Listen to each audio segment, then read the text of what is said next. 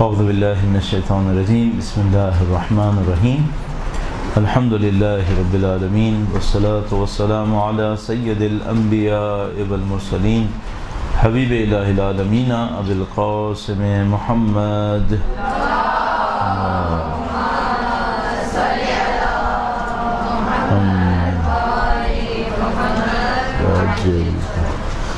وعلى آلہ الطیبین الطاہرین سیما بقیۃ اللہ فی الارضین قال اللہ تعالی فی کتابہ الکریم بسم اللہ الرحمن الرحیم ونريد ان نمن علی الذین استضعفوا فی الارض ونجعلهم ائمہ ونجعلهم الوارثین۔ ایک بار پھر درود بھیجے گا محمد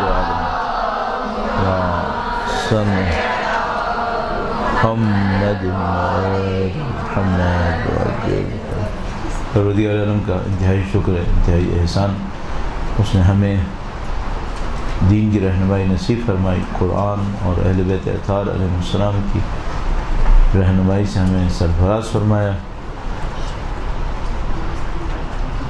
خدا متعال نے جب اپنے کسی بندے پر احسان کرنا ہوتا ہے روایت کے مطابق تو اسے دین میں غور و فکر کرنے کا موقع نصیب کرتا ہے۔ خدا متعال نے یقیناً آپ کے بارے میں، ہمارے اور آپ سب کے بارے میں یقیناً کوئی احسان سوچا ہے کہ اس نے ہمیں دین کے اوپر سوچنے کا موقع نصیب فرمایا انشاءاللہ، اور ہم سب کی ذمہ داری ہوتی ہے کہ ظاہر ہم اس سے فائدہ اٹھائیں اور اپنی زندگی کو اس کے راستے پر لے کے چلیں۔ جو موضوع اس سیشن کے لیے ہمارے ذہن میں ہے وہ یہ ہے کہ ہم اپنے اوپر وہ کون سی محنت کریں جس کے ذریعے سے ہم دین کے لیے کارآمد بن جائیں۔ ایک دفعہ ہم یہ گفتگو کر رہے ہوتے ہیں کہ ہم دین میں مثال کے طور پر تبلیغ کیسے کریں، ایک دفعہ ہم یہ بات کر رہے ہوتے ہیں کہ تاریخ کیسے سیکھیں، اور کبھی ہم یہ بات کر رہے ہوتے ہیں کہ خود اپنے آپ پر کیا محنت کریں، کیا بنائیں اپنے آپ کو کہ جس کے ذریعے سے ہم دین کے لیے کارآمد ہو جائیں۔ اور ظاہر ہے جب ہم یہ کہتے ہیں کہ بھئی اپنے اوپر کیا محنت کریں تو ہمارا لائن آف ایکشن کبھی تو عمومی ہوتا ہے کہ بھئی تقوی اختیار کریں، پرہیزگاری اختیار کریں، کبھی ہم چاہتے ہیں کہ اس سے تھوڑا سا اور زیادہ باریکی میں جائیں، وہی کہ بھئی تقوی اور پرہیزگاری میں کیا کریں، کون سی صفتوں پہ کام کریں جن کے ذریعے سے ہم یہ کہہ سکیں کہ ہم دین کے لیے مفید ہو جائیں گے۔ اور یہی ٹائٹل نصرت امام وقت کے لیے بھی بن جاتا ہے۔ درود بھیجے گا محمد۔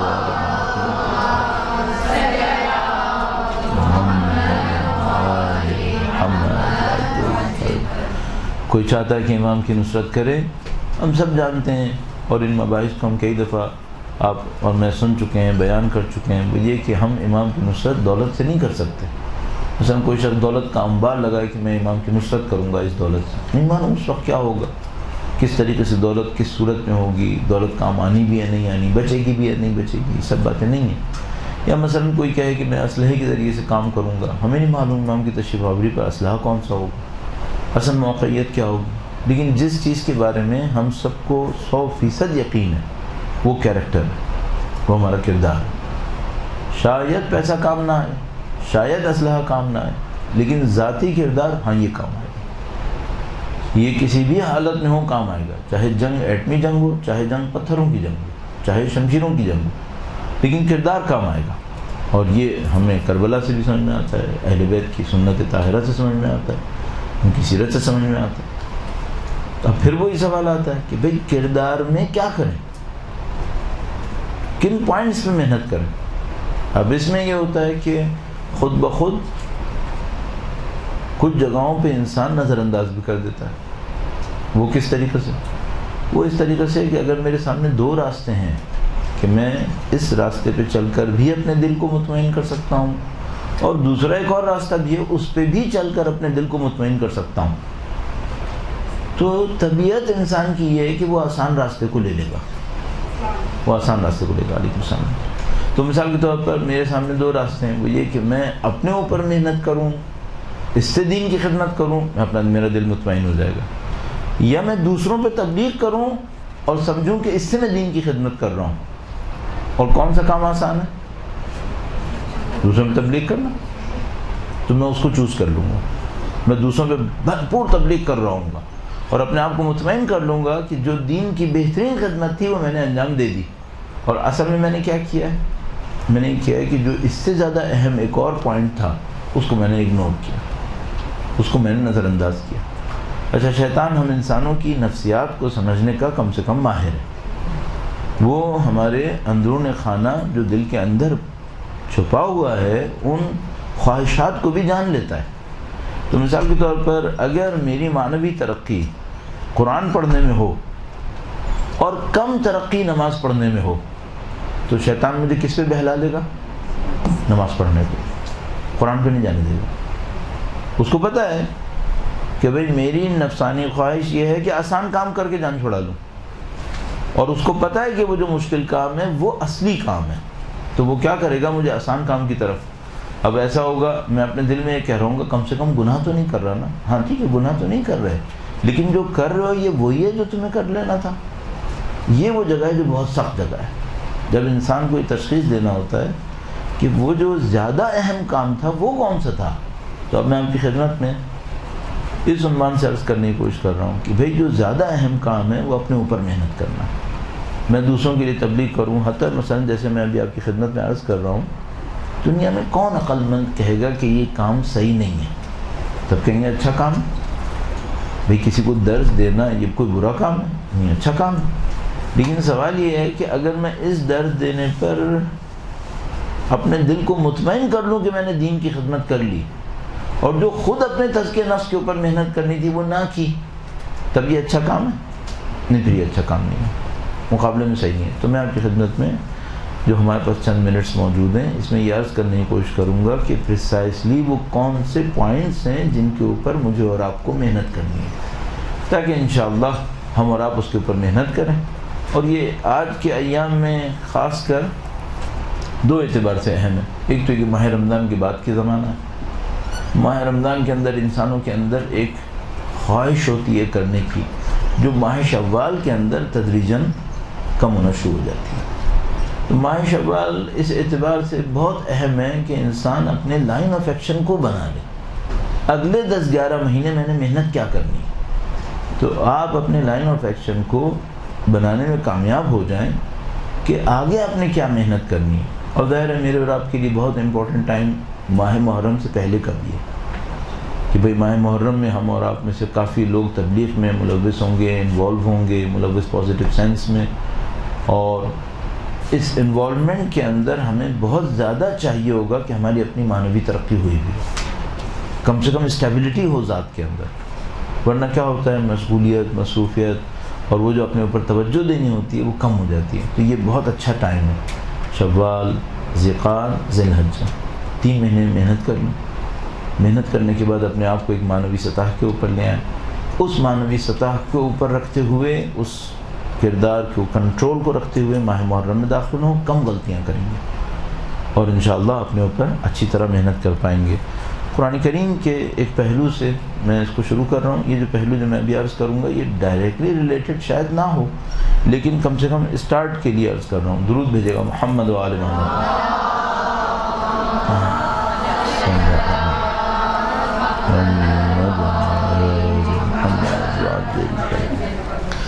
قرآن کریم کا مطالعہ ہمارا اصلی موضوع نہیں ہے، لیکن میں اس کو شامل کر رہا ہوں اپنے اس عرض میں.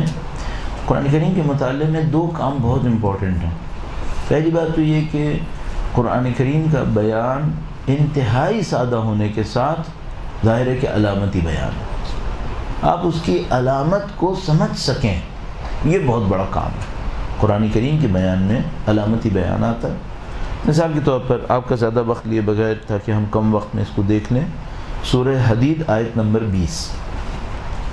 اعلموا انما الحیات الدنیا لعب ولہو وزینۃ وتفاخر بینکم وتکاثر فی الاموال والاولاد. سورہ حدید آیت نمبر 20. یہ جان لو کہ دنیا کی زندگی، خدا تعالیٰ نے دار کا لفظ، دار کا مطلب ہوتا ہے گھر، دار کا لفظ صرف آخرت کے لیے استعمال کیا، دنیا کے لیے زندگی کا لفظ استعمال کیا، اور زندگی بھی اصل زندگی آخرت کو کہا ہے. بس خدا تعالیٰ نے دنیا کو گھر نہیں کہا. گویا دنیا کو ہمیشہ سفر کی جگہ دیکھا ہے قرآن کریم میں، اور دنیا کو اس نے زندگی کہا ہے، اور زندگی کے لیے فرمایا ان دار الآخرۃ لہی الحیوان، اصلی حیات، اصلی زندگی دار آخرت میں۔ بس دو چیزیں ہم یہاں سے پک کر سکتے ہیں، خدا نے دنیا کو دار نہیں کہا، دنیا گھر نہیں ہے، دنیا صرف گزرنے کی جگہ ہے، یہ ہماری زندگی کا ایک پیریڈ ہے صرف۔ اصل زندگی کہاں پر ہے؟ آخرت میں۔ ان دار الآخرۃ لہی الحیوان قرآن کریم میں ہے۔ فرمایا یہ جو دنیا کی زندگی ہے جو کہ گھر تو نہیں ہے، بالآخر ایک پیریڈ ہے، یہ کیا ہے؟ فرمایا لعب و لہو، اگر دونوں ایک ساتھ استعمال ہوتے ہیں تو ہم لوگ دونوں الگ الگ استعمال ہوں تو ایک معنی میں ہو سکتے ہیں کھیل، لیکن اگر دونوں ساتھ استعمال ہو جائیں تو قرآن ایک لفظ کو، دو لفظ کو ایک معنی میں استعمال کبھی نہیں کرتا، جس کو ہم لوگ کہتے ہیں مترادف، دو لفظ ایک معنی دیں، اگر لعب و لہو علیحدہ علیحدہ ہوں تو دونوں ایک معنی میں آ سکتے ہیں، وہ کیا ہے؟ کھیل۔ لیکن اگر دونوں ایک ساتھ ہوں، لعب و لہو ایک آیہ کریمہ میں آ گئے، جیسے کہ اس آیہ کریمہ میں آئے، تو پھر دونوں ایک معنی میں نہیں آ سکتے۔ کیوں؟ ورنہ ہمیں کہنا پڑے گا قرآن کریم نے ایک ہی معنی میں دو لفظ بول دیے، ایک زیادہ ہو گیا، یہ نہیں ہو سکتا، اس کا مطلب ہے کچھ اور ہوگا۔ فرمایا انما الحیات الدنیا لعب و لہو۔ اب ہم اس کو زیادہ زیادہ کیا کرتے ہیں، ہم لوگ اردو میں ترجمہ کرنے میں کہتے ہیں کھیل اور کھیل کود، کھیل کود میں لعب و لہو دونوں کو نپٹا دیتے ہیں، لیکن میں آپ کی خدمت میں عرض کر رہا ہوں لعب و لہو و زینت، زینت ہمیں پتہ ہے خوبصورتیاں، و تفاخر بینکم، ایک دوسرے کے درمیان فخر فروشی کرنا، مقابلہ کرنا، و تکاثر فی الاموال والاولاد، اور مال اور اولاد میں کثرت۔ بس دنیا کی زندگی 5 پوائنٹ ہیں، لعب ہے، لہو ہے، زینہ، تفاخر اور تکاثر۔ کیا بتانا چاہ رہے ہیں؟ یہاں قرآن کا علامتی بیان آتا ہے، یہ زندگی کے 5 مراحل ہیں، بچپنا، لڑکپن، جوانی، ادھیڑ عمر، بڑھاپا، یہ زندگی کے مراحل ہیں۔ اگر آپ اس کو اس عنوان میں دیکھیں تو یہ پوری آیہ کریمہ آپ کو بہت اچھی لگے گی اور سمجھ میں بھی آتی ہے کہ ایک وقت ایسا آتا ہے، مثلا بیچ میں تیسرا اسٹیج، جوانی کا اسٹیج، جوانی کا اسٹیج کیا بتایا یہاں پر؟ زینتن، خوبصورتیاں۔ چوتھا اسٹیج جوانی کے بعد تفاخر، ایک دوسرے کے ساتھ کمپٹیشن، مقابلہ۔ آخری تکاثر، آخری تکاثر ہے، کیا مطلب تکاثر؟ اموال اور اولاد کا تکاثر، کس کی اولاد زیادہ ہے، کس کا مال زیادہ ہے، صحیح؟ تو یہ زندگی کے 5 مراحل بیان ہونے تھے، خدا تعالیٰ نے نہیں لکھا ہے کریمہ کے اندر زندگی کے 5 مرحلے ہوتے ہیں، 1 2 3 4 5، نہیں، ہمیں سمجھنا ہوگا۔ یہ قرآن کریم کا علامتی بیان ہے، اور یہ علامتی بیان روایات کے اندر قرآن کریم میں بہت زیادہ ہے۔ مثلا قرآن کریم کا ایک اور علامتی بیان آپ کی خدمت میں عرض کروں گا، درود بھیجے گا محمد و آل محمد۔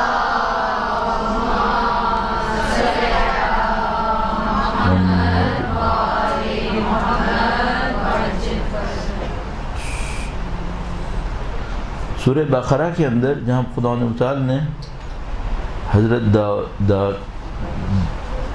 داؤد کا واقعے کو بیان کیا، وہاں پر ارشاد فرماتا ہے کہ جب اللہ نے بنی اسرائیل کے لیے طالوت کو لیڈر بنایا، طالوت کو لیڈر بنایا، اور وہ اپنے گروہ کو لے کے چلے، لشکر کو لے کے چلے، تو انہوں نے ایک جگہ پہ پہنچ کر کہا، آیت کریمہ میں پڑھتا ہوں، فلما فصل، یہ سورہ بقرہ کی آیت نمبر 249، فلما فصل طالوت بالجنود، جب طالوت جنود کو لے کر چلے، لشکر کو لے کر چلے، قال ان اللہ مبتلیکم بنہر، انہوں نے کہا کہ خدا تمہاری آزمائش کرے گا ایک نہر سے، فمن شرب منہ، جو اس نہر سے پی لے گا، فلیس منی، وہ مجھ میں سے نہیں، ومن لم یطعمہ، اور جو اس میں سے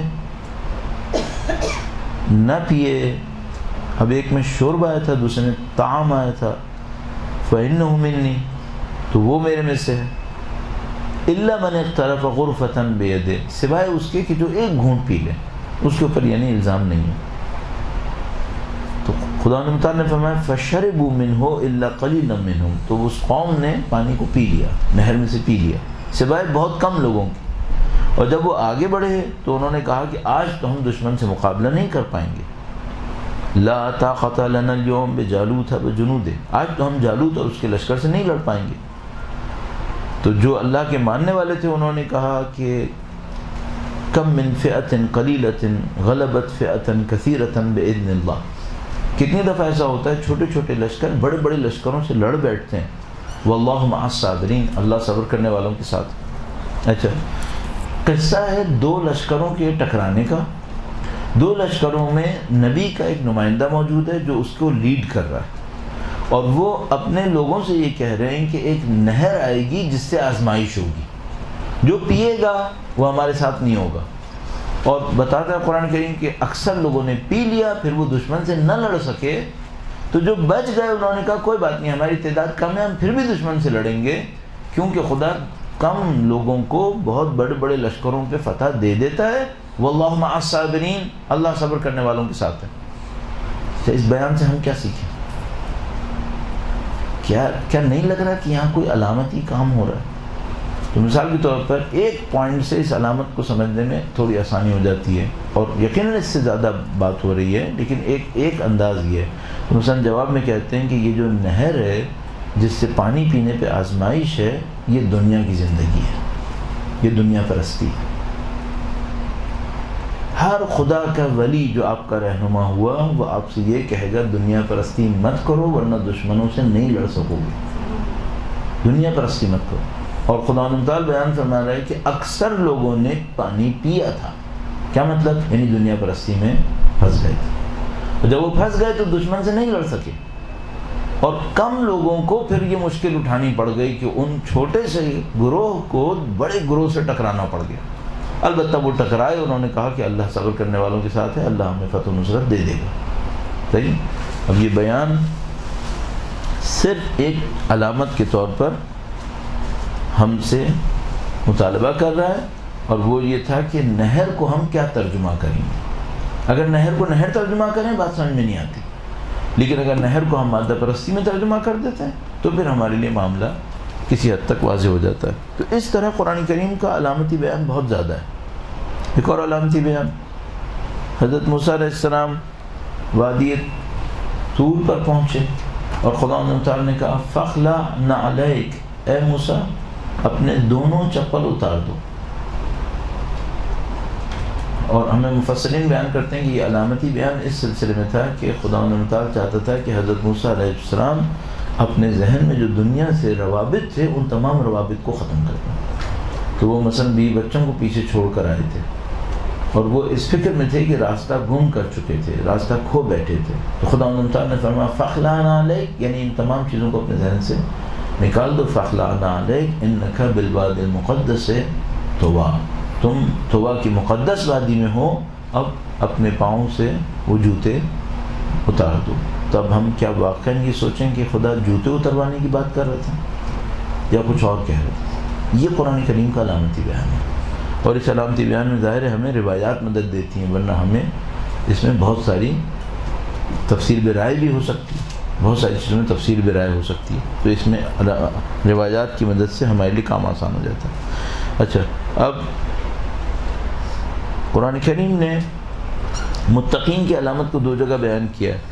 آپ جب قرآن کریم کو پڑھ رہے ہیں تو میں نے کہا تھا دو پوائنٹس بہت امپورٹنٹ ہیں۔ ایک تو یہ کہ علامتی بیان کو سیکھتے رہیں کہ علامتی بیان میں اصل کیا ہے، خدا تعالیٰ نے ہم سے چاہا کیا ہے، اور دوسری بات یہ تھی کہ خدا تعالیٰ اس طرح کبھی بھی نہیں لکھے گا کہ اس کی 5 نشانیاں ہیں، 1 2 3 4 5، یہ کبھی خدا تعالیٰ نہیں کرے گا۔ روایت میں تو کبھی کبھی ہوتا ہے ایسا، آئے کریمہ میں ایسا نہیں ہوتا۔ آئے کریمہ میں کیسے ہوتا ہے؟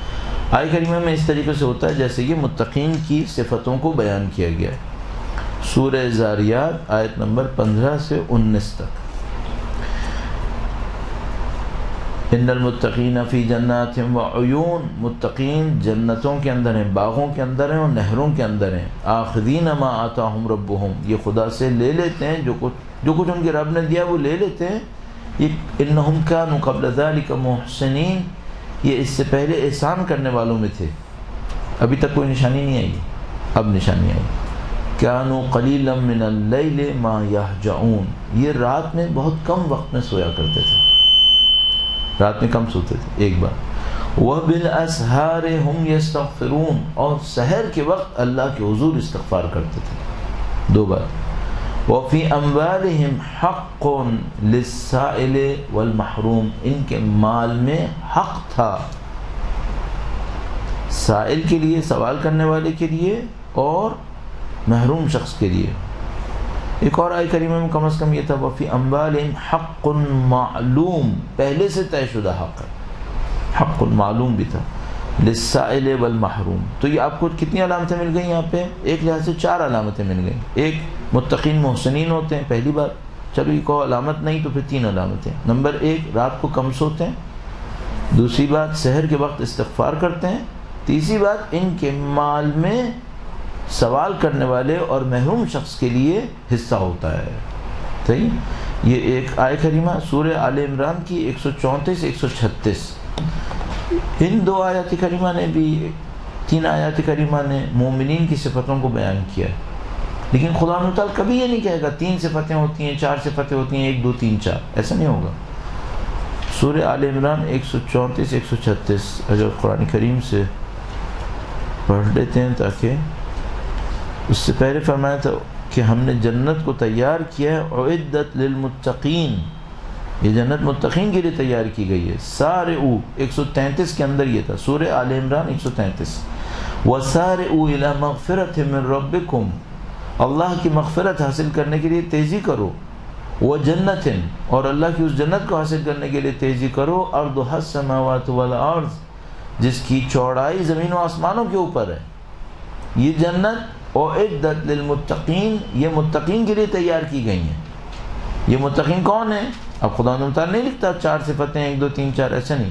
الذین ينفقون فی السراء والضراء، یہ متقین کون ہیں؟ جو سختی اور آسانی میں، یا کہیے چھپا کر اور دکھا کر انفاق کرتے ہیں۔ بس پہلی صفت یہ ہو گئی کہ یہ جو متقین ہیں یہ کیا ہیں؟ یہ چھپا کر اور دکھا کر، ایک تفسیر کے مطابق آسانی میں اور سختی میں، دوسرے کے مطابق انفاق کر رہے ہوتے ہیں۔ دوسری بات، والکاظمین الغیظ، یہ اپنے غیظ و غضب کو کنٹرول کرنے والے لوگ ہیں۔ والعافین عن الناس، لوگوں کو معاف کر دینے والے لوگ ہیں۔ مشہور و معروف واقعہ جو مولا چوتھے سرکار سے مشہور ہے۔ واللہ یحب المحسنین، اللہ محسنین کو پسند کرتا ہے، ان کو چاہتا ہے۔ محسنین تکرار ہو رہا ہے، پچھلی والی آیت کریمہ میں بھی تھا کہ یہ محسنین تھے، تو متقین و محسنین دونوں آیات کریمہ میں تکرار ہوئے ہیں۔ وہاں پہ 3 صفتیں بیان ہوئی تھیں، رات کو کم سوتے ہیں، سحر میں استغفار کرتے ہیں، مال میں حق ہے۔ یہاں پہ چند صفتیں، نمبر 1، انفاق کرتے ہیں، سرا و ذرا میں غیظ و غضب پہ کنٹرول کرتے ہیں، لوگوں کو بخش دیتے ہیں۔ والذین اذا فعلوا فاحشۃ او ظلموا انفسهم ذکروا اللہ فاستغفروا لذنوبہم، اور یہ لوگ جب بھی کوئی غلط کام کر بیٹھیں، اپنے نفس پہ ظلم کریں، تو اللہ کا ذکر کرتے ہیں اور استغفار کرتے ہیں اپنے گناہوں کے لیے۔ وہاں پر بھی تھا وبالاسحار هم یستغفرون، خاص کر سحر کا وقت لکھا تھا، اگر اسحار کا مطلب سحر ہی ہو، بظاہر وہی ہے، اگر کوئی اور ہے تو نہیں معلوم ابھی، لیکن یہاں پر بھی استغفار آیا، گرچہ استغفار یہاں پر عمومیت کے ساتھ آیا۔ تو یہ اس طریقے سے قرآن کریم تعریف بیان کرتا ہے۔ متقین یہ ہو گئے جو آپ کے سامنے چند صفتوں میں آیا۔ اچھا، اب آپ نے کیا کرنا تھا؟ ہمارا اصلی موضوع کیا تھا؟ ہمارا اصلی موضوع یہ تھا کہ ہمیں محنت کیا کرنی ہے۔ اچھا، آپ کے سامنے کتنی نشانیاں آ گئیں؟ 3 نشانیاں وہاں پہ آ گئیں، 4 نشانیاں یہاں پہ آ گئیں، کچھ تکرار بھی ہو رہی ہے۔ ان سب کو جمع کر لیں اور اپنے آپ سے پوچھیں میں متقی ہوں یا نہیں، یہ کرنے کا کام ہے۔ قرآن کی نشانیوں کو نکالیں، چاہے اچھوں کی دی ہوں چاہے بروں کی دی ہوں، ان نشانیوں پہ محنت کریں۔ میں کہاں پر کھڑا ہوں؟ اب دیکھیں، بات کرنے میں تو بہت ہی آسان ہے، ظاہر ہے ہم لوگ بات شروع ہی اس سے کر رہے ہیں کہ میں مومن ہوں اور تم مومن، معاملہ ختم۔ لیکن قرآن کریم کو بھی دیکھنا پڑے گا کہ بھئی قرآن کریم نے کس کو لکھا ہے، اور یہ وہ کام ہے جو کرنے کا کام سمجھ میں آتا ہے کہ بھئی آپ اور میں اس بات کو ڈھونڈیں کہ اگر ہم قرآن کریم پر ہمارے کردار کو پیش کیا جائے تو قرآن کریم جو گریڈ ہمیں دے رہا ہے، جو ٹائٹل ہمیں دے رہا ہے، وہ ٹائٹل کون سا ٹائٹل ہے؟ مثلا قرآن کریم نے ان مشترکہ طور پہ 7 علامتوں کو بیان کیا ہے متقین کا ٹائٹل دینے کے لیے. بالآخر یہ ٹائٹل مل رہا ہے یا نہیں مل رہا؟ صحیح. اب مثال کے طور پر چونکہ ٹائٹل کی بات آئی تو میں ایک اور چیز عرض کروں. سب سے بڑا ٹائٹل قرآن کریم میں کیا ہے؟ مثلا ایک تو وہ ہوتے ہیں جو خدا و تعالی منسوب کرتا ہے، مثلا نبی ہے، امام ہے، خدا و تعالی منسوب فرماتا ہے. لہذا مثلا حضرت ابراہیم علیہ السلام کو اذ ابتلی ابراہیم ربہ بکلمات فاتمہن فقال انی جاعلک للناس اماما انی جاعلک، یہ خدا منسوب کرتا ہے. ایک وہ چیز ہے جس کی طرف خدا ہم سے کہتا ہے تم اس مقام پر پہنچو. صحیح. وہ کون سے؟ تو جو آخر میں جن مقامات کو ہم دیکھ پائیں گے قرآن کریم میں، وہ ایک ایسا ٹائٹل ہے جس کا میرے خیال میں ہمارے ہاں کچھ زیادہ ذکر بھی نہیں ہے. وہ کیا ہے؟ مثلا آیات کریمہ دیکھیے کہاں کہاں پر آیا ہے.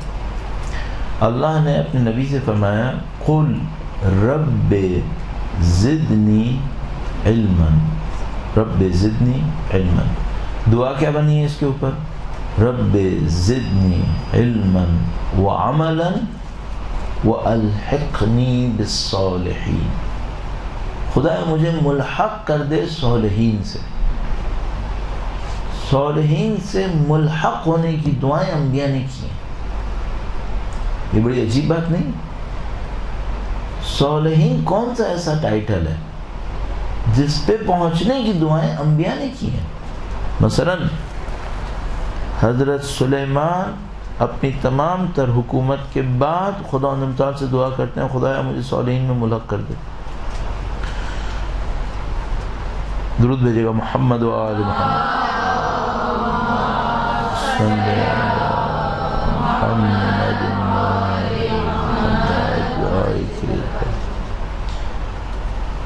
جو آیہ کریمہ اس سلسلے میں ہے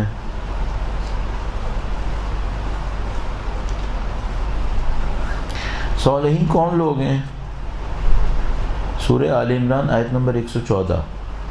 یؤمنون باللہ والیوم الآخر ویأمرون بالمعروف وینہون عن المنکر ویسارعون فی الخیرات وأولئک من الصالحین. صالحین گروہ اس میں منحصر نہیں ہے، یہ لوگ بھی صالحین میں سے ہیں. کون لوگ ہیں؟ اللہ پہ ایمان لاتے ہیں، یوم آخر پہ ایمان لاتے ہیں، امر بالمعروف کرتے ہیں، نہی عن المنکر کرتے ہیں، نیکیوں کے لیے تیزی دکھاتے ہیں. یہ بھی صالحین میں سے ہیں، صالحین میں سے ہیں. حضرت عیسیٰ علیہ السلام کے لیے جب بات ہوئی تو فرمایا کہ من الصالحین، صالحین میں سے ہیں. وَيُكَلِّمُ النَّاسَ فِي الْمَهْدِ، حضرت عیسیٰ کے بارے میں بشارت ہو رہی کہ وہ جھولے میں انسانوں سے بات کریں گے. وَكَهْلًا وَمِنَ الصَّالِحِينَ، صالحین میں سے ہوں گے. تمام جگہ آپ دیکھیں گے یہ عجیب بات ہے، صالحین کوئی بہت بڑا ٹائٹل ہے. حضرت سلیمان کو جو میں آپ کی خدمت میں عرض کر رہا تھا، سورہ نمل آیت نمبر 19، جب چونٹی نے کہا کہ سب بلوں میں گھس جاؤ، لا یحتمنکم سلیمان وجنودہ وہم لا یشعرون، کہیں سلیمان اور ان کا لشکر تمہیں پیس نہ دیں اور انہیں پتہ بھی نہیں چلے گا. اب یہاں خوبصورتی کیا ہے؟ چونٹی کس کو کہہ رہی ہے پتہ نہیں چلے گا؟ حضرت سلیمان کو. یہ بڑی عجیب بات نہیں کہ چونٹی کہہ رہی ہے کہ کچھ چیزیں جو تمہیں تو پتہ چل جائیں گی، سلیمان کو پتہ نہیں چل پائیں گی. فتبسم ضاحکا من قولها، بس حضرت سلیمان مسکرائے اس چونٹی کے کہنے پر اور انہوں نے یہ دعا کی. وقول، انہوں نے یہ فرمایا رب اوزعنی، اے خدا تو مجھے نصیب کر دے، ان اشکر نعمتک التی انعمت علی، میں ان نعمتوں کا شکر کروں جو تو نے میرے اوپر اور میرے والدین پر کی ہیں. وان اعمل صالحا ترضاہ، اور وہ عمل صالح کروں جو تجھے خوش کرے. وادخلنی برحمتک فی عبادک الصالحین، اور خدایا اس کے بعد تو مجھے داخل کر دے اپنی رحمت سے صالح بندوں میں. یعنی وہ فرما رہے ہیں یہ صالح بندے کو ایسا ٹائٹل ہے، میں عمل صالح تو کر سکتا ہوں تیری دی ہوئی طاقت سے، لیکن صالحین میں خود کو کاؤنٹ نہیں کروا سکتا، یہ تو ہی کاؤنٹ کروائے گا مجھے. ایک عجیب بات ہوئی کہ ہم عمل صالح کر کر بھی یہ نہیں مطمئن ہو سکتے کہ صالحین میں سے شمار ہو جائیں گے. تو یہ صالحین کوئی بہت بڑا ٹائٹل ہونا چاہیے. اس کے اوپر آپ جتنا قرآن کریم میں صالحین کو سرچ کریں اور غور کریں تو آپ صرف دیکھیں گے کہ پریشانی اور حیرت میں اضافہ ہوتا ہے کہ یہ کون سا ایسا ٹائٹل ہے. اچھا ہم لوگ کیا کریں؟ آپ کی خدمت میں عرض ہوا کہ بھائی آپ علامتی بیان کو استعمال کریں، قرآن کریم کی تعریف کو استعمال کریں، کچھ پوائنٹس کو اپنے اندر نکالنے کی کوشش کریں. یہ قرآن کریم کے ذریعے. اگر روایات کے ذریعے کہیں تو میں 2 روایتیں آپ کی خدمت میں عرض کرنا چاہوں گا کہ ان 2 روایتوں میں دیکھیں کہ ہم سے کیا مانگا جا رہا ہے کہ ہم کیا بن جائیں. درود بھیجے گا محمد و آل محمد صلی اللہ علیہ وسلم.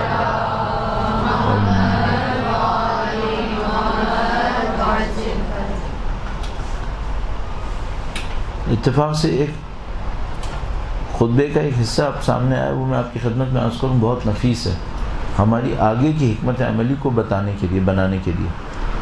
آپ نے یقیناً وہ خطبہ کئی دفعہ سنا ہوگا اور پڑھا بھی ہوگا، بتایا بھی ہوگا، جس میں اللہ کے رسول نے ماہ رمضان کے بارے میں خطبہ ارشاد فرمایا، ماہ شعبان میں. اس میں ایک جگہ پہ ارشاد فرمایا ایھا الناس، یہ بہت خوبصورت جملہ تھا، باقی سب بھی ظاہر بہت خوبصورت ہے. ایھا الناس ان انفسکم مرہونۃ باعمالکم ففکوها باستغفارکم. اے لوگو، تمہاری جان تمہارے اعمال کی قید میں ہے، اسے اپنے استغفار سے آزاد کرا لو. اپنی جان کو آزاد کرا لو استغفار کے ذریعے سے. ایھا الناس ان انفسکم مرہونۃ باعمالکم. ہم اپنے اعمال کی قید میں آ گئے. ظاہر اعمال سے مراد یہاں پہ گناہ ہوگا کہ گناہ ہم نے کچھ ایسے کر دیے ہیں کہ ہمارا نفس ان گناہوں کی قید میں پھنس گیا ہے. اب نفس قید میں پھنس گیا کیا مطلب؟ یہ نفس وہ نہیں کر پا رہا جس کو اس کو کر دینا چاہیے تھا. ایسا اس کو خدا سے ربط میں آنا چاہیے تھا، اس کو اعلیٰ مقامات کی طرف جانا چاہیے تھا، تزکیہ نفس ہونا چاہیے تھا، یہ سب نہیں کر پا رہا ہے. تب تم کیا کرو؟ فکوہا آزادی کے لیے کہتے ہیں. مثلا کسی کو ہتھکڑی لگی ہو، اسے کھلوانی ہو، یا ہاتھوں کے اوپر کسی نے رسی باندھی ہو، اسے کھلوانا ہو تو فکوہا کہتے ہیں. ان کی ان ہتھکڑیوں کو کھول دو، ان زنجیروں کو کھول دو، رسیوں کو کھول دو. تو نبی فرما رہے ہیں تم اپنے نفس کو کھول لو. کس کے ذریعے سے؟ باستغفارکم، استغفار کے ذریعے سے. تو اب مثال کے طور پر متقین کی علامتوں میں دونوں میں استغفار آیا تھا، دونوں آیت کریمہ میں استغفار آیا تھا. اس روایت میں اللہ کے نبی نے نفس کی آزادی کا راستہ استغفار بتایا ہے. تو کم سے کم ایک منصوبہ تو سمجھ میں آتا ہے، وہ یہ کہ میری اور آپ کی زندگی میں روزانہ کی بنیادوں پر استغفار شامل رہے. اب مثال کے طور پر کیسے شامل رہے؟ اب پریکٹیکل پوائنٹ جس کو ہم لوگ کہتے ہیں ایکشن پوائنٹ. ایکشن پوائنٹ کیا ہے؟ ایکشن پوائنٹ یہ ہے کہ آپ روزانہ کم سے کم 70 مرتبہ اپنے گناہوں کو یاد کر کے استغفار کریں.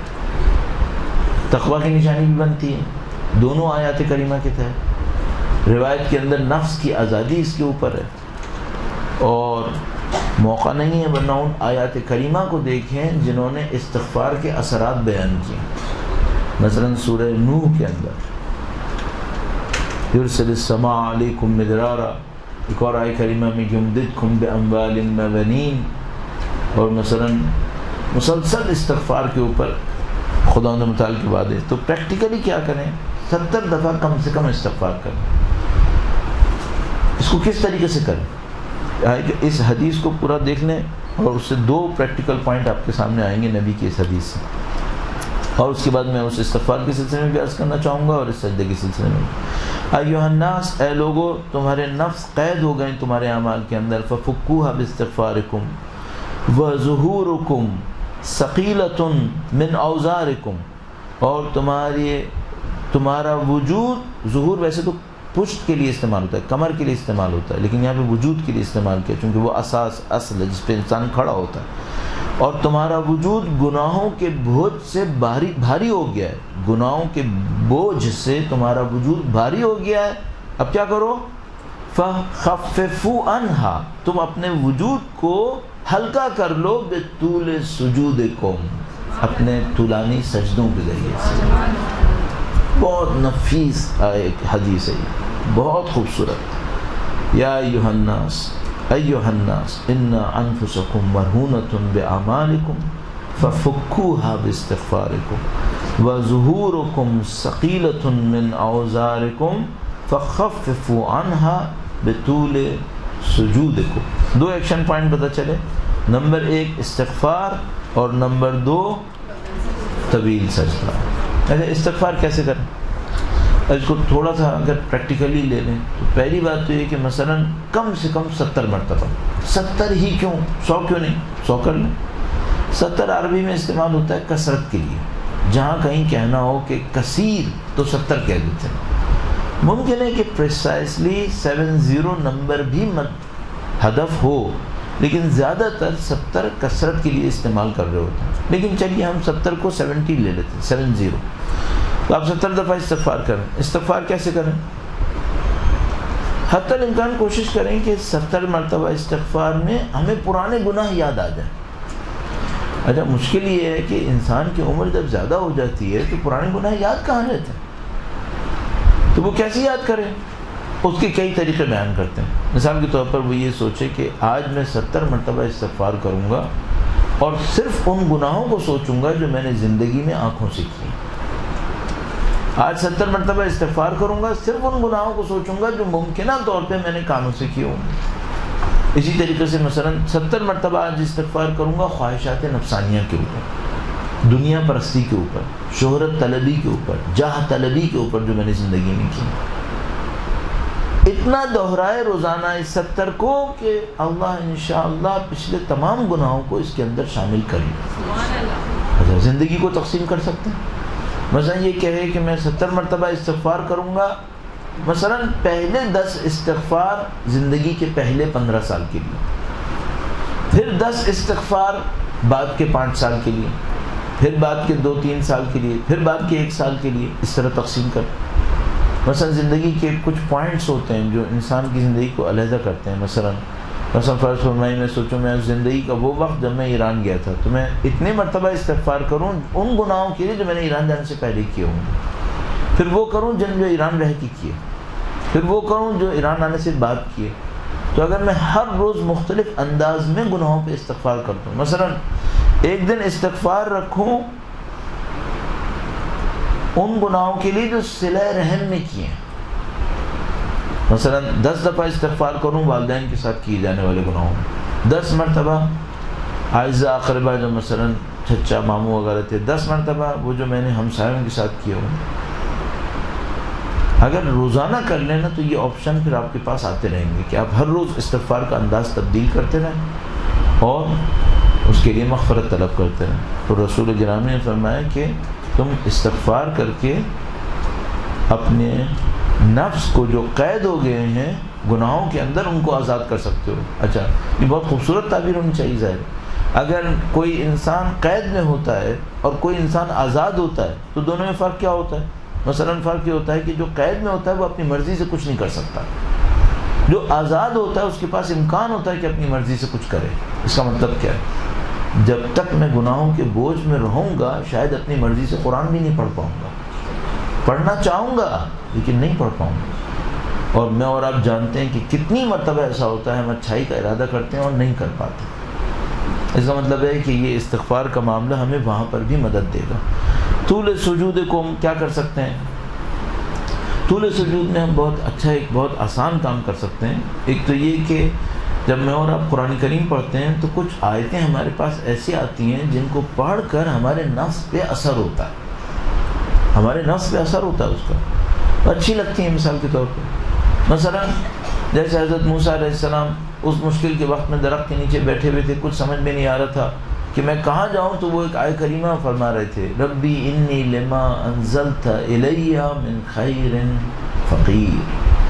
اے خدایا میں اس بھلائی کا محتاج ہوں جو تو میرے اوپر نازل کرے. صحیح. مثلا آپ ایک دن سجدے میں جائیں، اس آیت کریمہ کو دہرانا شروع کر دیں اور اس کے مفہوم کے ساتھ. بہت خوبصورت ایک آیت کریمہ جو دہرانے میں واقعاً بعض لوگوں کو بہت لطف دیتی ہے. وہ وقت ہے جب حضرت یوسف علیہ السلام کے بھائی ان کے پاس پہنچے جب قحط سے گھبرا کر حضرت یوسف علیہ السلام کے پاس پہنچے، اور وہ واقعہ ہو چکا تھا جب ظاہری طور پہ بھائی کے سامان میں سے پیالہ نکل آیا تھا اور ان کو روک لیا گیا تھا، اور وہ والد کے پاس گئے، انہوں نے کہا کہ تم جاؤ، دوبارہ جاؤ اور جا کے ڈھونڈو۔ اب وہ جو دوبارہ آئے تو اب بہت شرمندہ تھے، کیوں؟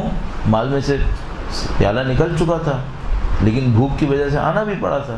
تو انہوں نے آ کر جو خطاب کیا وہ قرآن کریم نے لکھ دیا، یا ایھا العزیز مسنا وآحدنا الضر۔ میں آپ کی خدمت میں آیت کریمہ پڑھتا ہوں، سورہ یوسف آیت نمبر 88۔ فلما دخلوا علیہ، بس یہ بھائی جب حضرت یوسف علیہ السلام کے سامنے آئے تو انہوں نے یہ کہا، قولوا، یہ بہت خوبصورت حصہ۔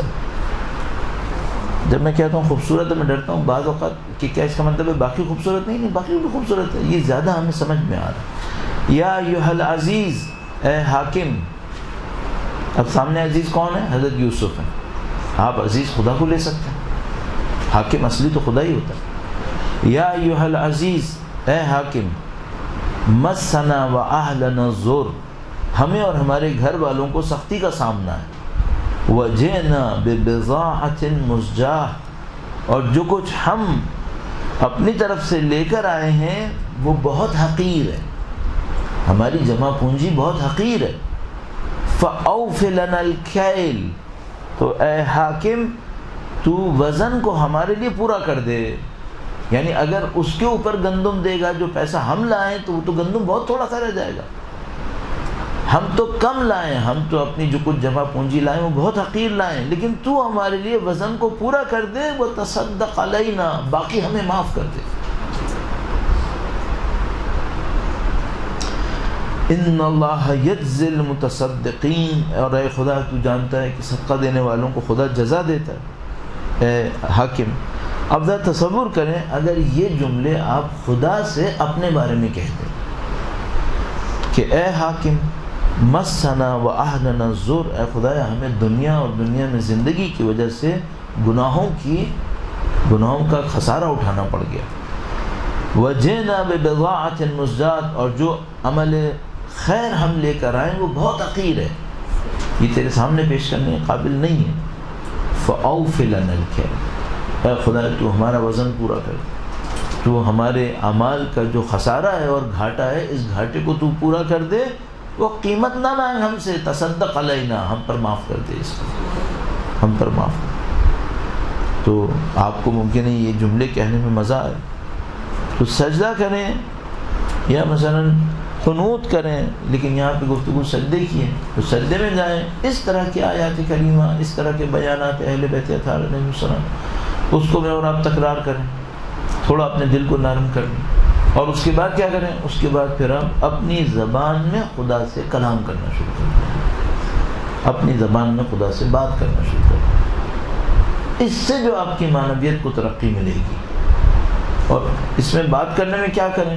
اس میں بات کرنے میں آپ اپنی مشکلات کو بھی بول سکتے ہیں، آپ اپنی کمزوریوں کو بھی بیان کر سکتے ہیں، آپ اللہ کی اطاعت کے راستے میں جو سختیاں آپ کو اٹھانی پڑ رہی ہیں، جو نفس کے ہاتھوں سختیاں نفس یہ نہیں کرنے دیتا جبکہ ہم کرنا چاہتے تھے، ان سب کو خدا کے سامنے اپنی زبان میں بیان کریں۔ مثلا آپ کی مادری زبان اردو، آپ کو اردو میں بولنے میں آسانی ہے، اردو میں بول دیں خدا سے، تو کیا ہوگا؟ آپ کے سجدے آپ کے خدا سے قرب میں اور اضافے کا سبب بن جائیں گے۔ تو دو ایکشن پوائنٹ ہمیں سمجھ میں آتے ہیں زندگی میں روزانہ کرنے کے، ایک تو ایک ہے استغفار کثرت سے کریں، اور وہ میں نے عرض کیا، اور دوسرا میں نے سجدے کی سلسلے میں آپ کی خدمت میں عرض کیا، اور دونوں کو عرض ہوا کہ یہ اللہ کے رسول کے اس مشہور معروف خطبے سے ہے جو انہوں نے ماہ رمضان کے لیے ارشاد فرمائے تھے۔ درود بھیجیں محمد و آلہ محمد۔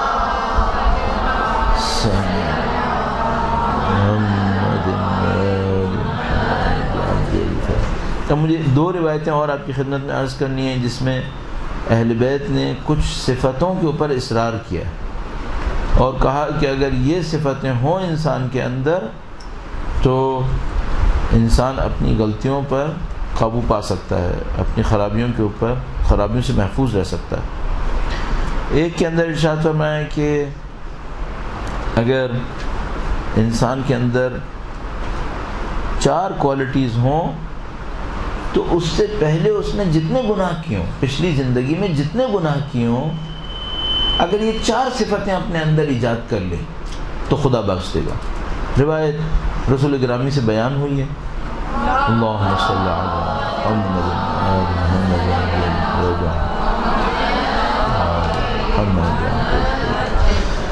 آپ کو یاد دلا رہا ہوں کہ ہم کس پہ گفتگو کر رہے تھے؟ ہم گفتگو اس بات پہ کر رہے تھے کہ ہم ماہ شوال میں اپنے لیے کوئی لائن آف ایکشن بنا لیں، کوئی حکمت عملی بنائیں، اس حکمت عملی کے اوپر ہم عمل کریں گے تاکہ انشاءاللہ ماہ محرم تک پہنچتے پہنچتے ہماری معنویت میں اور اضافہ ہو جائے، اور انشاءاللہ ہم ماہ رمضان کے جو بھی فائدے تھے اسے ہم خدا نہ کرے کھو نہ بیٹھیں، اگلے سال تک ہمیں مدد ملے۔ تو اس میں چند باتیں عرض ہوئیں، وہ یہ کہ بھائی ہم قرآن کریم کو پڑھیں اور اس میں سے تعریف کو نکالنے کی کوشش کریں، جیسے 2 مثالیں آپ کی خدمت میں عرض ہوئیں، اور علامتی بیان کو ضرور سمجھیں، جیسا کہ عرض ہوا دنیا کی زندگی کے بارے میں 5 کوالٹیز کو، 5 مرحلوں کو آیہ کریمہ نے بیان کیا سورہ حدید۔ اس کے بعد عرض ہوا کہ رسول گرامی نے اپنے خطبے میں 2 باتوں پہ اصرار کیا، استغفار کے اوپر اور طول سجود کے اوپر، وہ دونوں بھی بیان ہو گئے اور اس کا طریقہ کار بھی۔ اب یہ عرض کرنا چاہ رہے ہیں کہ 4 صفتیں اللہ کے نبی نے ایسی بتائیں کہ اگر یہ ہوں تو جتنا پہلے زندگی میں گناہ تھے خدا انہیں بخش دے گا۔ 4 من کن فیہ وکان من قرنہ الی قدمہ ذنوبا بدلہ اللہ حسنات، نہ صرف بخش دے گا کچھ اور بھی ہے۔ فرمایا 4 صفتیں اگر کسی میں ہوں اور سر سے پاؤں تک بھی گناہ میں آلودہ ہو، صحیح، یعنی پہلے اپنی زندگی میں اس نے گناہ بہت کیے، سر سے پاؤں تک گناہ میں آلودہ تھا، لیکن اب محنت کر کے یہ 4 صفتیں لے آیا وہ، تو کیا ہوگا؟ بدل اللہ حسنات، خدا ان تمام گناہوں کو نیکی میں تبدیل کر دے گا، نہ کہ ان کو بخش دے گا، اس سے بھی زیادہ ہو گیا یہ تو، نہ کہ بخش دے گا بلکہ ان تمام گناہوں کو نیکیاں شمار کر لے گا خدا۔ یہ 4 کوالٹیز بڑی عجیب کوالٹیز ہیں۔ اب وہ کیا ہیں؟ اب ظاہر ہے کہ کوئی بہت آسان چیز نہیں ہونی چاہیے۔ پہلی کوالٹی فرمائیں الصدق، سچائی، سچائی لے کر آئے اپنے اندر۔ اچھا، اب آپ اور میرے اور آپ کے پاس 2 راستے ہیں۔ ایک راستہ تو یہ ہے کہ ہم اس ٹائپ کی روایتوں کو سنیں، علم کے طور پہ لیں، لکھیں، معاملہ ختم، زیادہ سے زیادہ یہ کرنے تبلیغ میں استعمال کرنا، ظاہر ہے نا انصافی، یہ ہم نے اپنے وجود کے اوپر ظلم کیا اگر ہم نے یہ کیا، اگر صرف اتنا کیا، یہ بھی کرنا چاہیے، لیکن اس سے اگلا مرحلہ کیا ہے؟ ظاہر ہے کہ عمل کریں۔ تو آپ مثال کے طور پر آج سے لے کر، آپ ظاہر پہلے سے بھی کر رہے ہیں، انہی چیزوں پہ عمل کر رہے ہوں گے، لیکن اور زیادہ اصرار کرنے کہ بھئی میں 4 کوالٹیز مجھے اپنے اندر محرم تک ایجاد کرنی ہے ہر صورت میں۔ مثلا انشاءاللہ پہلی چیز کیا ہو گئی؟ صدق، سچائی۔ دوسری بات بہت عجیب ہے اور یہ ہم لوگ سمجھ رہے ہیں خواتین کے لیے، جبکہ اللہ کے نبی نے ظاہراً مرد عورت سب کے لیے بیان کیا۔ دوسری بات کیا ہے؟ حیا، شرم، مرد عورت سب کے لیے، بالکل سب کے لیے۔ ہمارے پاس روایت میں موجود ہے کہ حیا اور ایمان ساتھ ساتھ ہیں، اگر حیا جاتی ہے تو ایمان بھی چلا جاتا ہے۔ آیا صرف خواتین میں؟ نہیں، مردوں میں بھی۔ دوسری بات حیا۔ اچھا، حیا کسے کہتے ہیں؟ مثلا ایک حیا وہی ہے جو ماشاءاللہ آپ لوگ پردے کے ذریعے سے کر رہے ہوتے ہیں، یہ حیا کی علامت۔ ایک اور حیا کیا ہے؟ ایک اور حیا یہ ہے کہ میں کسی کو ضرورت میں دیکھ رہا ہوں اور کچھ نہیں کر رہا، یہ بے حیائی نہیں۔ میں انتظار کر رہا ہوں کہ پہلے وہ میرے سامنے گڑ گڑائے پھر میں کچھ کروں، نہیں، بے حیائی نہیں۔ حیا کیا ہے؟ حیا یہ ہے کہ جب تم نے دیکھ لیا کہ وہ مشکل میں ہو، کچھ تو کر لو۔ اچھا، کچھ نہیں کر سکتے، دعا تو دے سکتے ہو، کم از کم دعا دو، کچھ تو کرو۔ آپ اور میں، خدا نہ کرے نعوذ باللہ، اپنے کسی خاندان کے اندر ادھر ادھر کسی کو مشکل میں دیکھیں، جانتے ہیں کہ مشکل میں ہے، کچھ بھی نہیں کرے، کچھ بھی نہیں کرے، بے حیائی، کچھ تو کر لو۔ تو اس طرح حیا صرف اس میں نہیں ہے جو مثال کے طور پر پردے اور عفت کے مسائل ہیں، حیا ہر چیز میں۔ خدا تعالیٰ اس حیا کو استعمال فرماتا ہے فضل کے عنوان سے قرآن کریم میں، وَلَا تَنْسَوُا الْفَضْلَ بَيْنَكُمْ، تم لوگ اپنے درمیان فضیلت کو مت بھلاؤ۔ اچھا، استعمال کہاں پہ کیا؟ استعمال وہاں پہ کیا کہ جیسے ایک مرد ہے، اسے کسی عورت کو کچھ پیسہ دینا ہے، صحیح، اور مثلا کوئی ایک شق ایسی ہے جس میں نہ بھی دے تب بھی کوئی واجب نہیں ہے اس کے اوپر، صحیح ہے، کوئی ایک شق ہے نہ بھی دے تو واجب نہیں ہے، تو خدا تعالیٰ کیا فرماتا ہے؟ ٹھیک ہے کہ نہیں دو تب بھی واجب نہیں ہے، لیکن فضل مت بھولو ایک دوسرے کے درمیان، فضل کو مت بھولو۔ مثال کے طور پر ایک آدمی ہے، فرض کرنے ایسی میں کہہ رہا ہوں، اس نے مجھ سے ایک ایگریمنٹ کر لیا۔ ایگریمنٹ کیا کیا؟ ایگریمنٹ یہ کیا کہ مثلا میں 10 تاریخ تک یہ پیسے تمہارے 100 روپے دوں گا، 10 کو نہیں دے سکا تو 200 دوں گا مثلا۔ اچھا وہ 10 کو نہیں دے سکا، آیا 11 تاریخ کو میرے پاس، صحیح، اب میں کتنے مانگوں؟ قانون میں حق نہیں ہے کہ میں 200 مانگوں، حق ہے کیونکہ اس نے خود کہا تھا کہ اگر میں 10 کو نہیں لایا تو میں 200 دوں گا، ٹھیک ہے، ایک دن گزر چکا ہے۔ خدا تعالیٰ کیا کہہ رہا ہے؟ فضل مت بھولو ایک دوسرے کے درمیان، فضیلت دیکھو۔ فضیلت اس میں ہے کہ تم 100 روپے اوپر لو، یا فضیلت اس میں ہے کہ بخش دو؟ تو بخش دو اسے، فضیلت دکھاؤ مثلا۔ اور یہ ہمارے گھریلو تعلقات کے اندر یہ بہت زیادہ آئے گا۔ مثلا کسی نے ہمارے ساتھ غلط کیا، ٹھیک ہے، غلط کیا، اب بدلہ کیا ہے؟ بدلہ یہ ہے کہ میں بھی اس سے کہوں کہ یہ کرے، ٹھیک، اور خدا کیا فرماتا ہے؟ تو فضل دکھاؤ۔ شرم اس فضل کے اندر ترجمہ ہوتی ہے۔ اگر کسی کے اندر شرم ہوئی تو فضل دکھائے گا، اور اگر شرم نہیں ہوئی تو وہ فضل نہیں دکھائے گا۔ ہمیں اور آپ کو فضل کی دعوت دی گئی ہے، نہ کہ، اور پھر ایک اور بہت خوبصورت بات ہے، ہم خدا سے فضل چاہتے ہیں یا عدل چاہتے ہیں؟ تو پھر انسانوں پہ فضل کیوں نہ کریں؟ آیا خدا سے عدل تحمل کر سکیں گے؟ ربنا عاملنا بفضلک یا کریم ولا تعاملنا بعدلک یا رحیم۔ اے کریم ہم سے فضل کا معاملہ کر، اور اے رحیم ہم سے عدل کا معاملہ نہ کر۔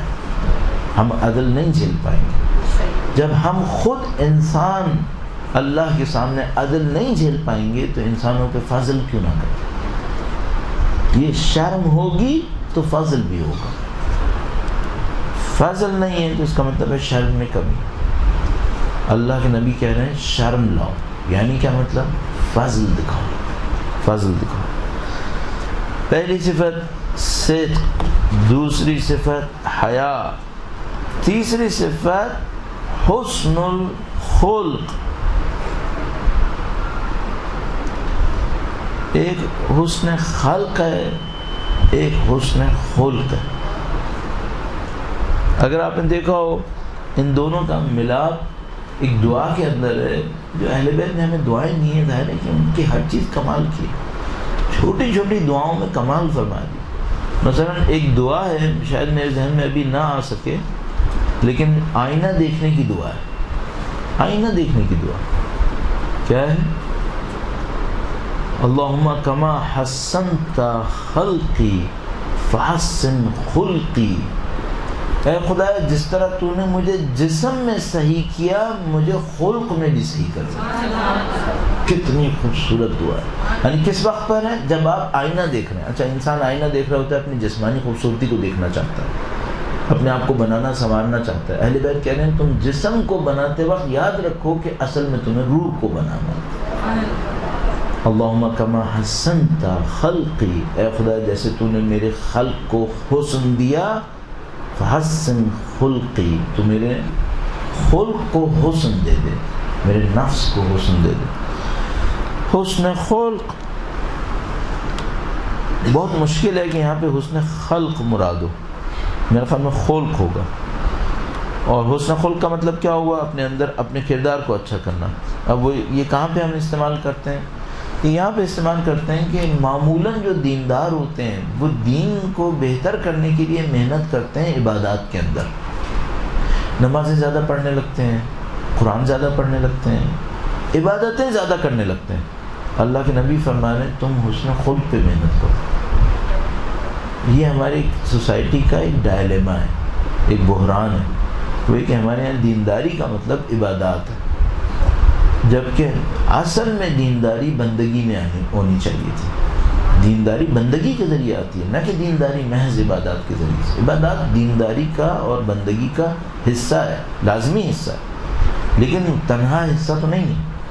اور ہمارے معاشرے کے اندر زیادہ تر دینداری کا مطلب عبادات لیا جاتا ہے، وہ بھی جسمانی عبادات۔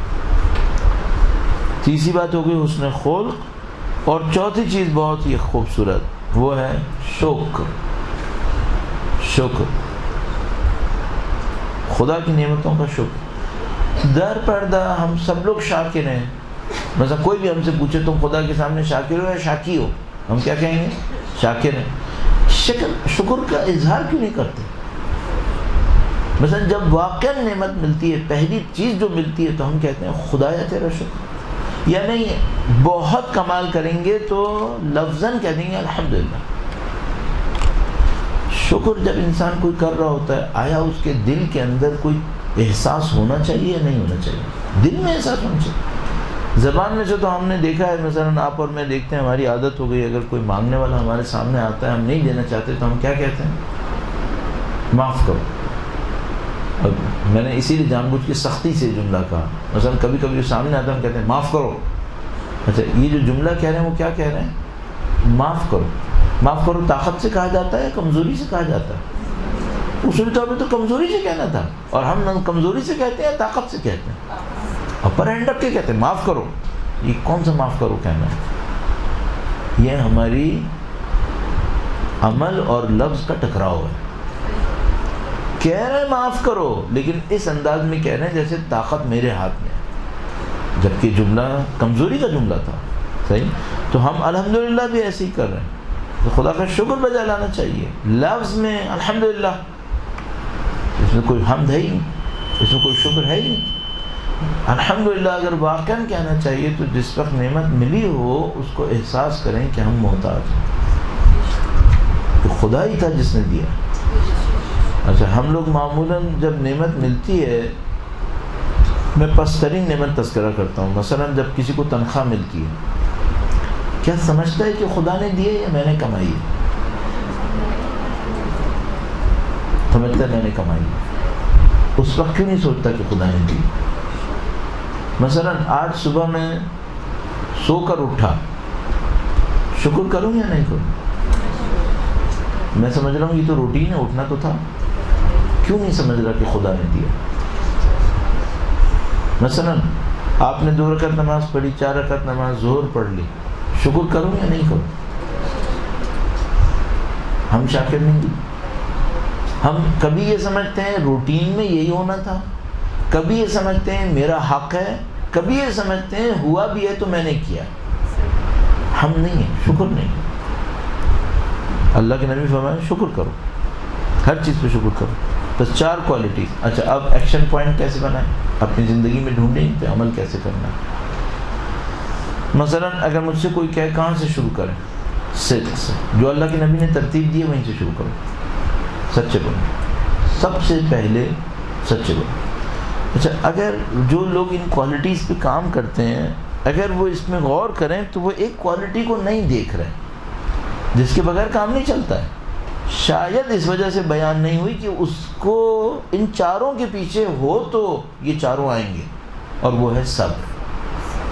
صبر کا ٹائٹل یہاں نہیں آیا. کیوں نہیں آیا؟ بظاہر اس وجہ سے نہیں آیا کہ صبر کے بغیر ان میں سے کوئی بھی کام نہیں ہو پائے گا. اگر انسان صابر نہیں ہوا تو سچا بھی نہیں ہوگا.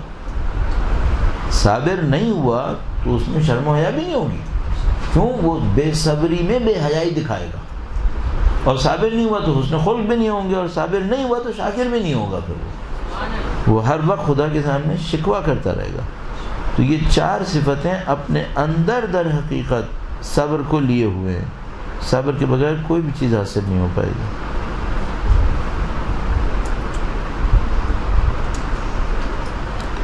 ایک روایت اور آپ کی خدمت میں عرض کروں اور اس کے بعد اختتام پذیر کرتے ہیں. درود بھیجے گا محمد و آل محمد.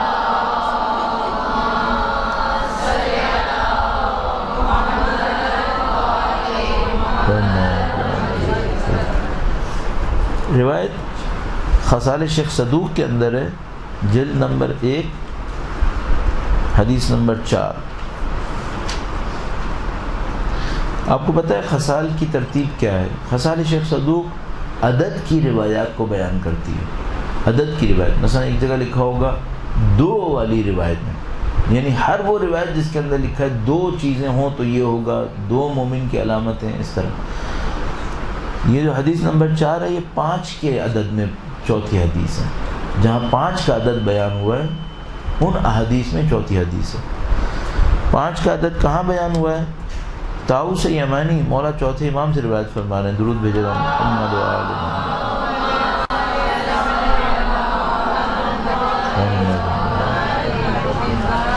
اچھا، ہمارے ان روایت کو بیان کرنے کا ہدف کیا ہے کہ آپ ان سے ایکشن پوائنٹ بنائیں گے اپنے لیے، کہ آپ ان سے اپنی زندگی کے اندر اگلے 2-3 مہینے میں عمل کے لیے جگہ بنائیں گے۔ دیکھیں اس کو چیک کریں پہلے ہے یا نہیں۔ فرمایا مومن کی 5 علامتیں ہیں۔ طاؤس یمانی نے کہا کہ مولا وہ بیان فرما دیں۔ امام نے اس طرح سے بیان فرمایا۔ نمبر 1 فرمایا تنہائی میں بھی خوف خدا احساس کرے۔ نمبر 1 تنہائی میں بھی خوف خدا احساس کرے۔ نمبر 2، اب دیکھیں یہ علامتیں مومن کی ہیں، یہ مسلمان کی بات نہیں ہو رہی ہے، مومن یعنی ایک کسی ہائر لیول کی بات ہو رہی ہے۔ تنہائی میں بھی خوف خدا کو ملحوظ رکھنا۔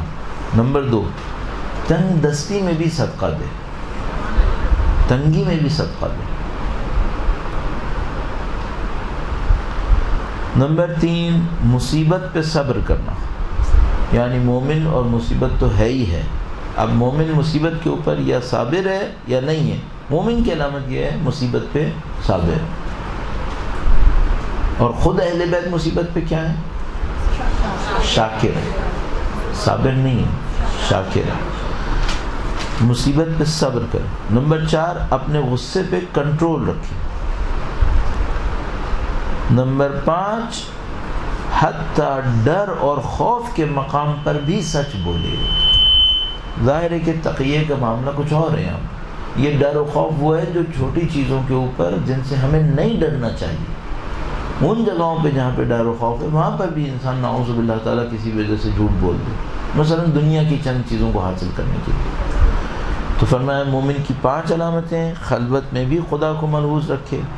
مثلا میں ایسی ایک بات آپ سے عرض کرنے کی کوشش کروں گا، وہ یہ کہ ہم ابھی بیانات کے اندر مثلا ہم آپ کی خدمت میں عرض کر رہے ہیں، آپ کہیں پہ جا کے مجلس پڑھتے ہیں، آپ اور میں جب امام کا نام لیتے ہیں معصوم کا تو درود پڑھتے ہیں الحمدللہ۔ جب آپ تنہائی میں امام کا نام سنتے ہیں تب بھی درود پڑھتے ہیں، اس کو چیک کریں۔ مثلا جب ہم لوگ مجلسوں کے بعد زیارت پڑھتے ہیں تو القاب کے ساتھ پڑھتے ہیں، جب تنہائی میں نماز کے بعد زیارت پڑھتے ہیں تو اسی طرح پڑھتے ہیں، اسی تفصیل سے پڑھتے ہیں، اسی طرح سے کھڑے ہوتے ہیں۔ اگر ایسا نہیں ہے تو میں ایک سوال اپنے آپ سے پوچھوں گا، یہ ہمارے ظاہر اور باطن میں فرق کیوں ہے؟ کیوں یہ فرق؟ اس کی ایک وجہ سمجھ میں آتی ہے، وہ یہ کہ بہرحال کچھ لوگوں کے اثر میں، ورنہ دیکھیں نا آپ نے نماز کے بعد جو زیارت لوگوں کے سامنے پڑھائی ہوتی ہے وہ اتنی چھوٹی نہیں ہوتی، بعض اوقات گھر میں چھوٹی پڑھتے ہیں، کیوں؟ وہاں پہ بھی اتنی پڑھیں۔ تو میں مشورے کے طور پہ عرض کروں گا، گھروں میں بھی جو نماز پڑھیں کم سے کم ایک زیارت پوری پڑھیں، اتنی جتنی مجلسوں میں پڑھتے ہیں، کم سے کم ایک۔ چلیے باقی میں کبھی انسان کہہ دے کام تھا اس وجہ سے نہیں کیا، کم سے کم ایک زیارت پوری پڑھیں۔ اسی طریقے سے مثلا آپ کی اور میری عادت ہے کہ جب ہم لوگوں کے سامنے ہوتے ہیں ان کا نام آتا ہے تو ہم درود بھیجتے ہیں، آپ کہیں تنہائی میں بھی بھیجیں تاکہ ہمارے خدا نہ کرے ہم ان لوگوں میں سے نہ ہو جائیں جن کے ظاہر اور باطن میں فرق ہوتا ہے۔ کیوں بنے ایسا؟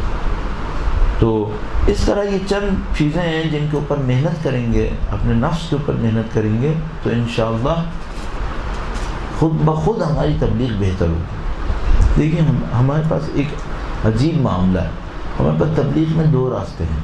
ایک راستہ تو یہ ہے کہ ہم اپنے علم پہ محنت کریں، اس سے بھی نیچے ایک اور راستہ ہے، وہ کیا ہے؟ ادائیگی پہ محنت کریں۔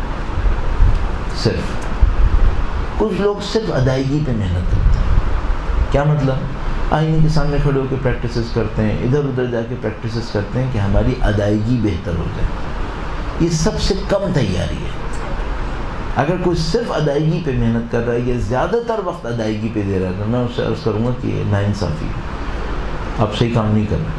چلیے آپ ادائیگی پہ محنت کرنا چاہتے ہیں کر لیں، لیکن اس پہ سب سے زیادہ وقت دیں، یہ ناانصافی ہے۔ بس ایک گروپ ہوگا جو ادائیگی پہ محنت کرے گا، میرے خیال میں اگر وہ اس عادت کو صحیح طریقے سے استعمال نہ کرے تو اس کا انجام اچھا نہیں ہوگا، وہ مشکل میں پھنس جائیں گے۔ دوسرا گروہ وہ ہوگا جو علم پہ محنت کرے گا، علم پہ محنت کرے گا۔ علم پہ محنت وہ نہیں ہے کہ ہم دوسروں کا رٹ رٹ کے بولنا شروع کر دیں، علم پہ محنت یہ ہے کہ واقعاً اپنے اندر بھی اسلام کی حقیقت کو سمجھنے کی کوشش کریں۔ تیسرا گروہ وہ ہوگا جو ان دو کے ساتھ کم از کم اگر کوئی ادائیگی پہ نہ بھی محنت کرے، میرا خیال ہے، پتہ نہیں کیوں میں اس بات کا معتقد ہوں کہ ادائیگی پہ نہ بھی محنت کرے تب بھی چل جائے گا، لیکن کر لے ٹھیک ہے، معاشرے کے تقاضے ہوتے ہیں۔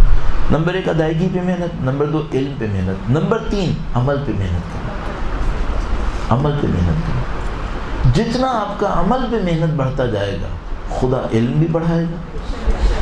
اور وہ جو ہمارے پاس حدیث شریف ہے وہ آئیڈیل ہے، میں قبول کرتا ہوں کہ آئیڈیلزم ہے وہ، یعنی آئیڈیل سچویشن میں یہ ہوگا، لیکن اس سے کم پر بھی ہوگا۔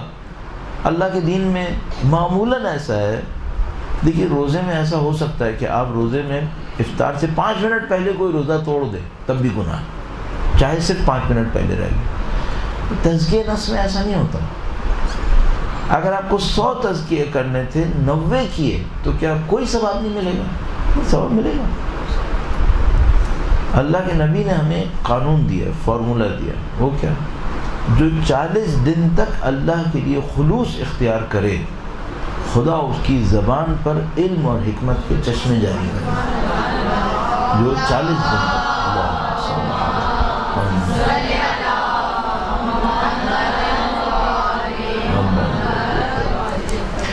جہاں تک مجھے یاد آتا ہے جتنے بھی علماء نے 40 حدیث کتاب لکھی ہیں زیادہ تر نے اس حدیث کو شامل کیا ہوا ہے، زیادہ تر نے 40 حدیث میں اس کو شامل کیا۔ بلکہ میرے ساتھ ایک عجیب واقعہ ہوا، ایک دفعہ کسی بس میں جا رہا تھا تو وہاں پر کسی کی کتاب رکھی ہوئی تھی، پڑھی بھی رہ گئی تھی۔ وہ اہل سنت کا کوئی رائٹر تھا، اہل سنت کا رائٹر تھا، لیکن اس نے کتاب 40 حدیث لکھی تھی، وہی 40 حدیث، چونکہ وہ 40 حدیث والی اللہ کے نبی کی روایت ان کے یہاں بھی مشہور ہے کہ جو میری 40 حدیث کو حفظ کرے گا خدا اس کو یہ مقام دے گا۔ اس 40 حدیث میں پھر یہ حدیث شامل تھی، اس میں بھی یہ شامل تھی۔ اور کون سی حدیث ہے؟ کہ جو 40 دن تک اللہ کے لیے خلوص اختیار کرے گا خدا اس کی زبان پر علم اور حکمت کے چشمے جاری کر دے گا۔ اگر اس کی عربی میں ابھی آپ کی خدمت میں عرض کر سکوں، درود بھیجے گا محمد و آل محمد۔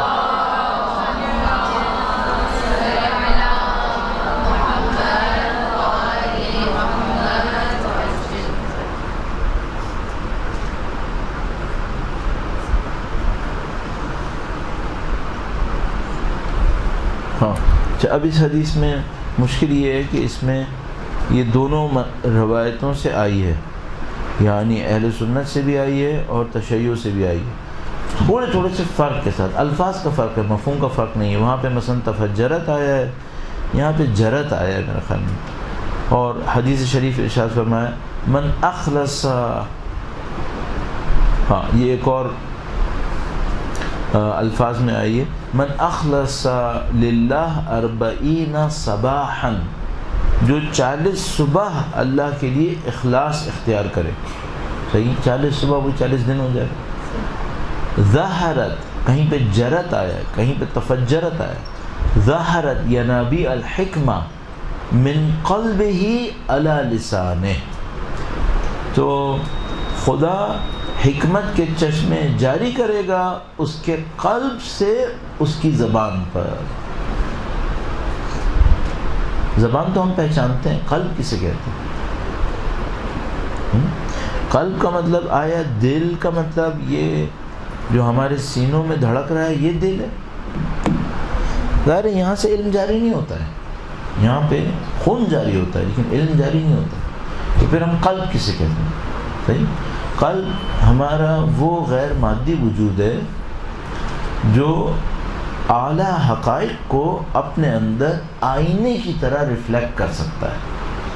قلب ہمارا غیر مادی وجود ہے، غیر مادی وجود کا وہ حصہ ہے کہ جو اعلیٰ حقائق کو آئینے کی طرح منعکس کر سکتا ہے۔